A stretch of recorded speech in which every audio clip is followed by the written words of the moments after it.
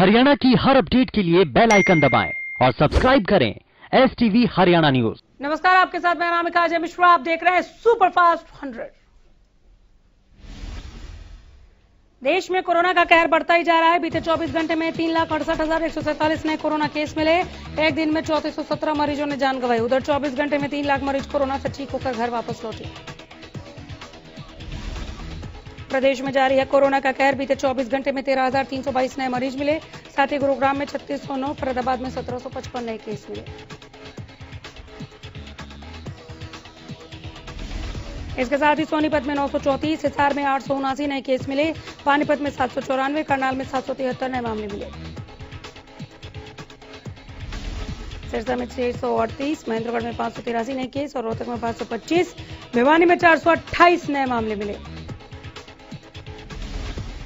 Corona के बढ़ते मामलों को देखते हुए हरियाणा सरकार ने प्रदेश में 7 दिनों के लिए पूर्ण लॉकडाउन का ऐलान किया। सीएम ने जानकारी देते हुए बताया कि वीकेंड लॉकडाउन लगाया था, 9 मई तक बढ़ा दिया।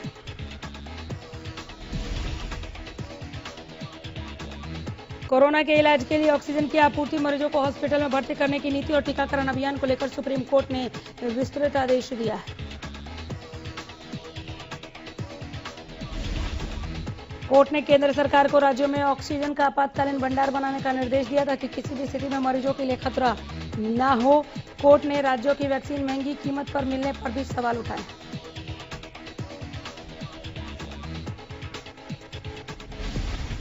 मामले पर खुद संज्ञान लेकर सुनवाई कर रहे सुप्रीम कोर्ट ने 30 अप्रैल को लगभग 4 घंटे की सुनवाई के बाद आदेश सुरक्षित रखा था। अब कोर्ट ने 64 पन्ने का आदेश अपने वेबसाइट पर अपलोड किया। केंद्र सरकार से कहा गया कि वो 4 दिन के भीतर राज्यों में ऑक्सीजन का आपातकालीन भंडार तैयार करे।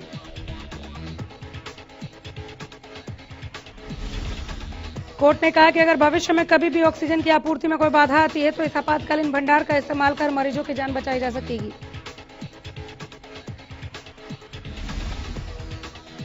इसके साथ ही कोरोना महामारी के बढ़ते कहर के बीच सुप्रीम कोर्ट ने केंद्र और राज्य सरकारों से लॉकडाउन पर विचार करने को कहा है। शीर्ष अदालत ने सरकारों से सामूहिक समारोहों और सुपर स्प्रेडर कार्यक्रमों पर रोक लगाने का भी आग्रह किया।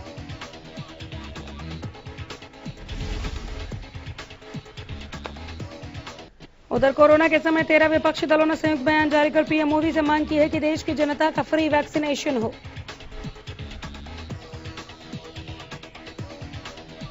इन 13 पार्टियों के नेताओं ने संयुक्त बयान में कहा कि देश में कोरोना के बिगड़ते हालात के बीच जल्द से जल्द देश की जनता का वैक्सीनेशन किया जाए।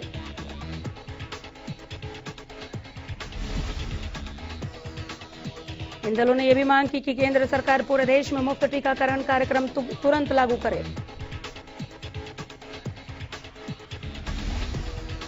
पश्चिम बंगाल विधानसभा चुनाव में मिली प्रचंड बहुमत के बाद आज ममता बनर्जी दोपहर 3 बजे प्रेस कॉन्फ्रेंस करेंगी।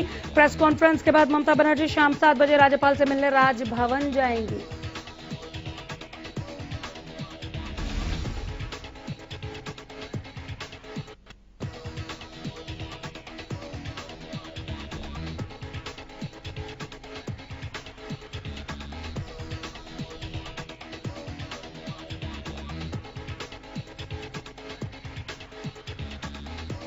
कोर्ट ने कहा कि अगर भविष्य में कभी भी ऑक्सीजन की आपूर्ति में कोई बाधा आती है तो आपातकालीन भंडार का इस्तेमाल कर मरीजों की जान बचाई जा सकेगी।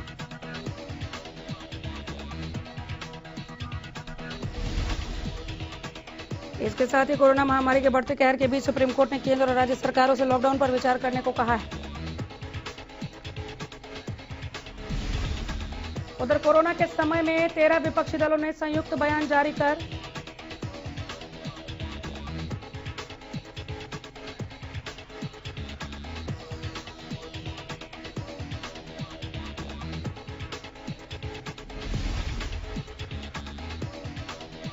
पश्चिम बंगाल विधानसभा चुनाव में मिली प्रचंड बहुमत के बाद आज ममता बनर्जी दोपहर 3 बजे प्रेस कॉन्फ्रेंस करेंगी। प्रेस कॉन्फ्रेंस के बाद ममता बनर्जी शाम 7 बजे राज्यपाल से मिलने राजभवन जाएंगी।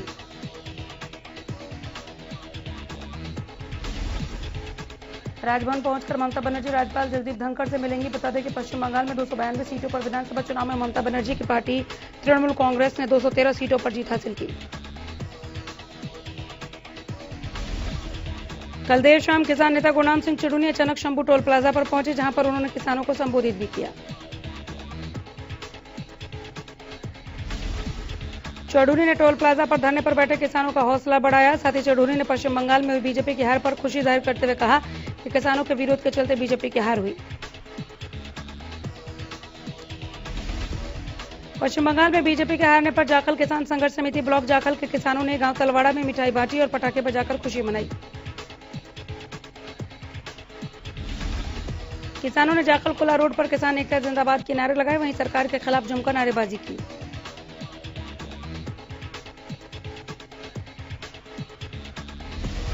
पश्चिम बंगाल में बीजेपी पर टीएमसी की जीत के बाद किसानों में खासा जोश और उत्साह देखने को मिला। ढांसा बॉर्डर धरने पर किसान जमकर थिरके। किसानों ने इस पूरे देश के किसानों की बड़ी जीत करार देते हुए कहा कि बंगाल की जनता ने साफ कर दिया कि देश में तानाशाही रवैया नहीं चलेगी।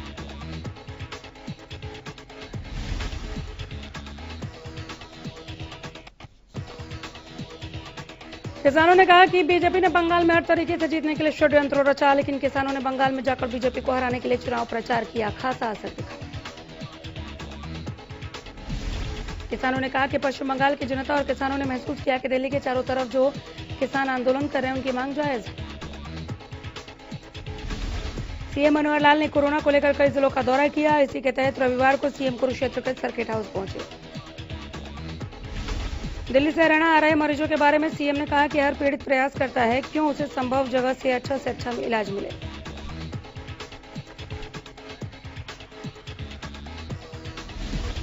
सीएम मनोहर लाल ने भगत फूल सिंह महिला मेडिकल कॉलेज कानपुर का निरीक्षण किया। इस दौरान सीएम मनोहर लाल ने मेडिकल कॉलेज में डॉक्टर्स और अधिकारियों से ऑक्सीजन और आईसीयू बेड के बारे में जानकारी ली। इस मौके पर सीएम ने कहा कि कोरोना के कारण कम सीरियस लोग घर पर आइसोलेशन में रहें, जो ज्यादा सीरियस हैं वही हॉस्पिटल आएं।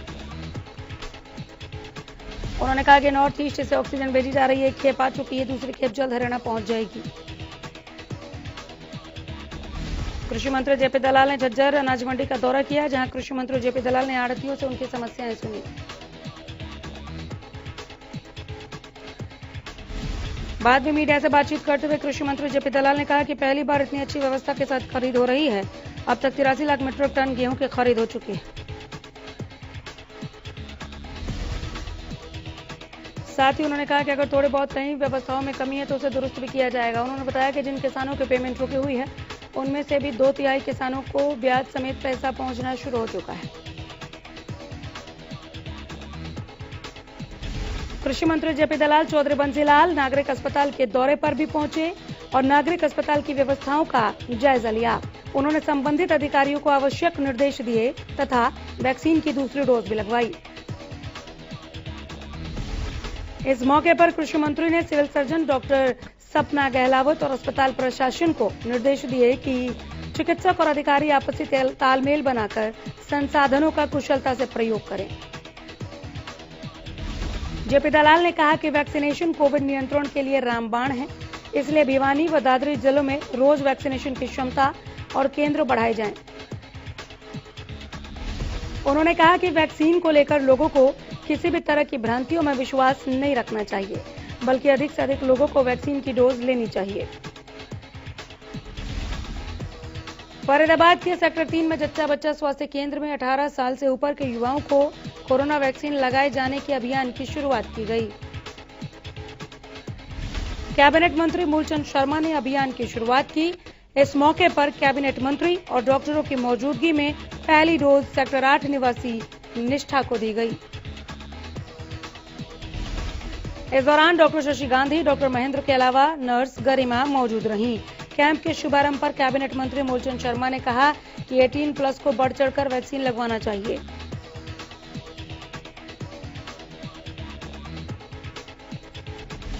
मूलचंद शर्मा ने कहा कि देश प्रदेश की सरकारें लगातार कोशिश कर रही हैं और बीमार व्यक्तियों को जरूरत की ऑक्सीजन और दवाएं देने के लिए आपूर्ति बढ़ाई जा रही है। रादौर के सरकारी अस्पताल में 18 से 44 वर्ष की उम्र के लोगों के टीकाकरण की शुरुआत हुई, जिसे लेकर सरकारी अस्पताल के एसएमओ डॉक्टर विजय परमार ने बताया कि रादौर में वैक्सीनेशन के लिए 6 सेंटर बनाए गए। उन्होंने कहा कि वैक्सीन के प्रति बेहतर रुझान के चलते इस वक्त सभी सेंटर की क्षमता पूरी तरह से फुल हो चुकी है। अब लोग 4 तारीख के लिए पंजीकरण करा रहे हैं। वहीं टीकाकरण के बाद पत्रकारों से बातचीत में युवाओं ने वैक्सीनेशन कराने के लिए सभी को प्रेरित किया।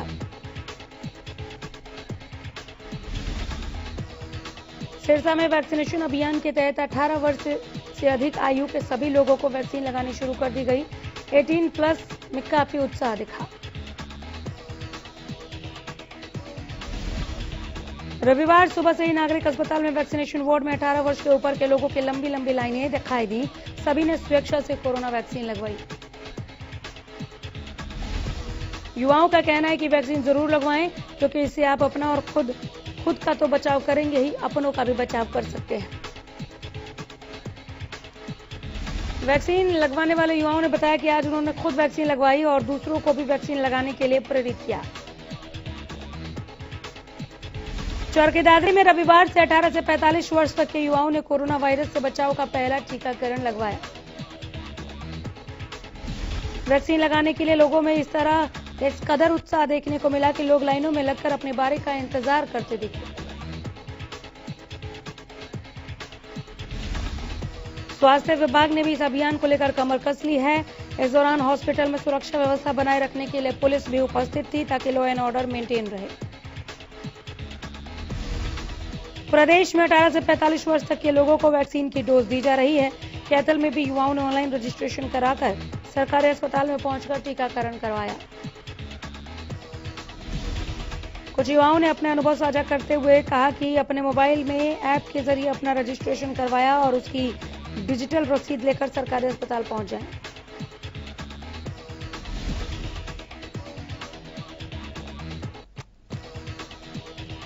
उन्होंने बताया कि कैथल में जनता कर्फ्यू के दौरान पुलिस वालों ने उन्हें रोका, लेकिन जब उन्होंने इसका कारण बताया तो उन्हें किसी तरह की दिक्कत नहीं आई।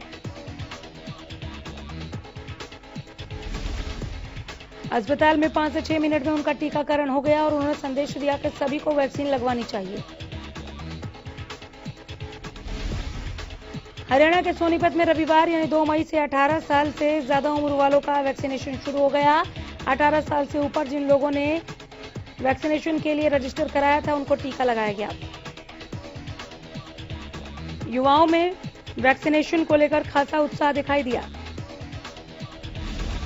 सरकारी अस्पताल से जिला प्रतिरक्षण अधिकारी डॉक्टर नीरज यादव ने बताया कि सोनीपत जिला के 26 वैक्सीनेशन सेंटर में आज से टीकाकरण का काम शुरू किया गया। रजिस्ट्रेशन ऑनलाइन कराया गया था। 4000 लोगों को वैक्सीनेशन कराने का मौका दिया गया था, जिन्होंने अपना रजिस्ट्रेशन केवल 1 घंटे में करवा लिया। भिवानी में आज से 18+ के युवाओं को कोरोना वायरस से बचाव का पहला टीका लगाया जा रहा है। 150 लोगों ने रविवार के लिए रजिस्ट्रेशन कराया हुआ था।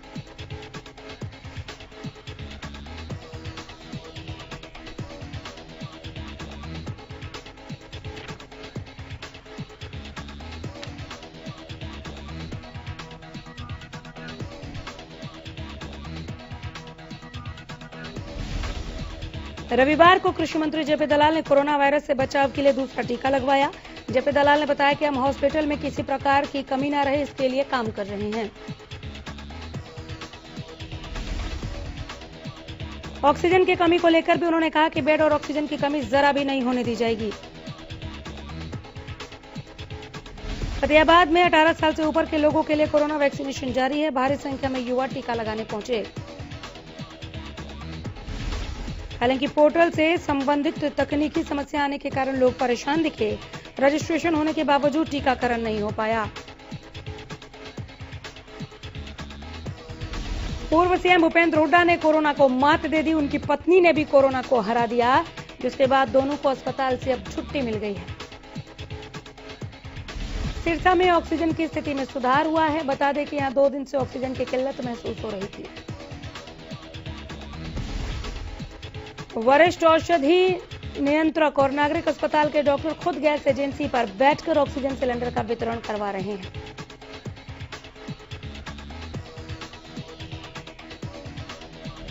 एजेंसी संचालक का कहना है कि रविवार को भीड़ कम हुई। सिरसा के लिए सरकार ने ऑक्सीजन का कोटा 2 मीट्रिक टन से बढ़ाकर 7.5 मीट्रिक टन कर दिया है। वहीं सुमित गैस एजेंसी के संचालक अनिल बांगा ने बताया कि 2 दिन पहले ऑक्सीजन की कमी और मांग बढ़ने से कुछ दिक्कत हुई थी, लेकिन अब लोगों को राहत मिल रही है।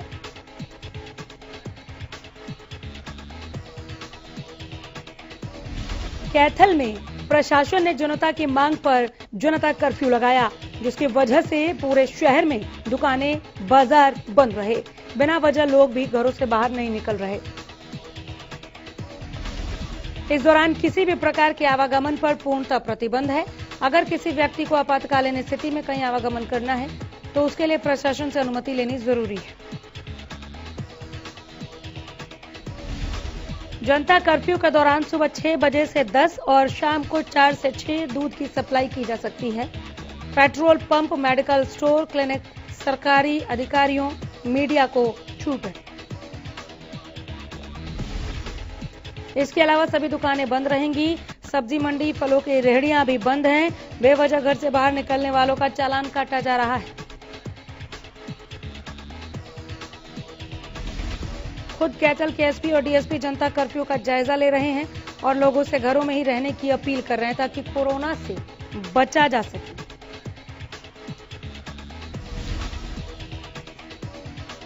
रेवाड़ी में प्रशासन की तरफ से गठित की गई ऑडिट टीम ने निरीक्षण के दौरान स्वास्थ्य व्यवस्था में बड़ी खामी पाई। टीम ने पाया कि निजी अस्पताल कुछ ऐसे हैं जो अपनी जेबें भरने में लगे हैं। जिले के 4 बड़े निजी अस्पतालों ने खुद के अस्पतालों में वेंटिलेटर, आईसीयू और ऑक्सीजन के बेड फुल दिखा दिए। निरीक्षण टीम ने सच्चाई जानी तो रिपोर्ट गलत पाया।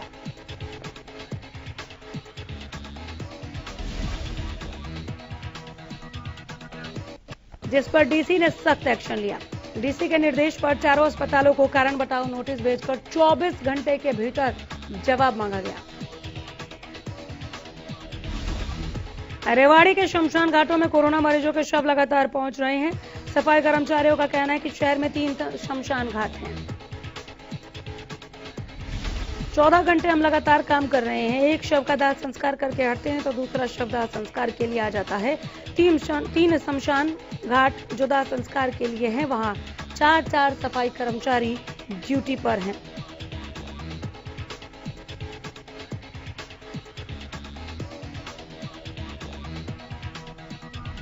सफाई कर्मचारियों की माने तो वो सुबह 6 बजे शमशान घाट में पहुंचते हैं और रात 8 बजे घर लौट पाते हैं।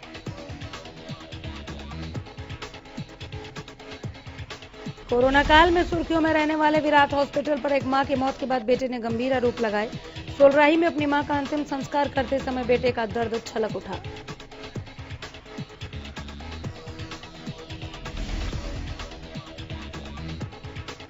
बेटे ने कहा कि मां की तबीयत खराब होने के बाद विराट हॉस्पिटल में दाखिल कराया था।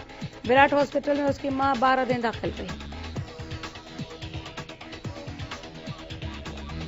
अस्पताल ने 9 दिनों में 1,50,000 रुपए वसूले और अगले 3 दिनों में 1.5 लाख रुपए और वसूल लिए। इस तरह 3 लाख से अधिक की राशि वसूल ली। यही नहीं, उन्होंने अस्पताल पर रेमडेसिविर इंजेक्शन और इंजेक्शन के साथ उनके साथ ब्लैकमेलिंग का आरोप लगाया। हालांकि इस पर प्रशासन का कहना है कि शिकायत मिलने के बाद अस्पताल के खिलाफ जरूर कार्रवाई की जाएगी। फरीदाबाद में कोरोना को लेकर दिल दहला देने वाली घटना सामने आई, जिसमें 10 दिन के अंदर एक ही परिवार के 4 लोगों की मौत हो गई।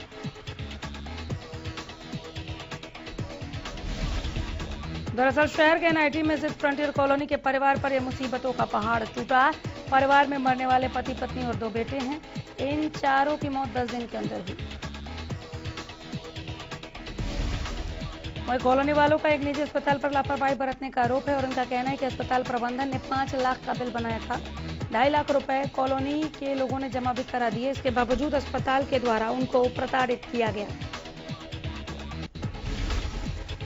पंचकुला के सेक्टर 28 के शमशान घाट में शनिवार को एक साथ 20 कोरोना संक्रमित शवों का दाह संस्कार किया गया।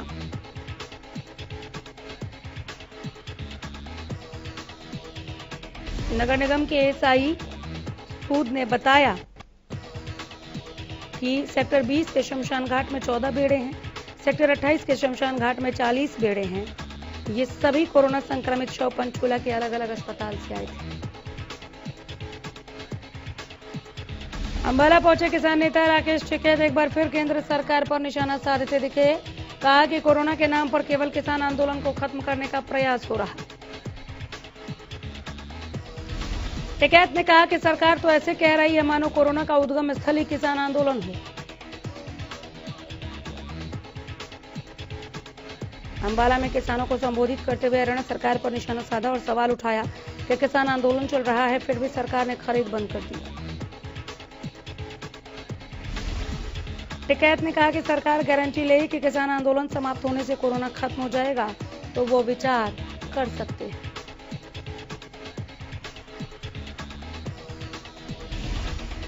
कोरोना काल में धारा 144 का उल्लंघन कर महापंचायत करना किसान नेता राकेश टिकैत को महंगा पड़ गया। दरअसल राकेश टिकैत अंबाला के धुराली गांव पहुंचे थे, जहां महापंचायत में हजारों की भीड़ जुटी थी। लोगों ने न मास्क पहने थे न सामाजिक दूरी की पालना हुई। महापंचायत में 144 का भी जमकर उल्लंघन हुआ। कोरोना से बचाव के नियमों की धज्जियां उड़ाई गईं। अंबाला पुलिस ने किसान नेता राकेश टिकैत पर महामारी फैलाने के आरोप में एफआईआर दर्ज कर लिया।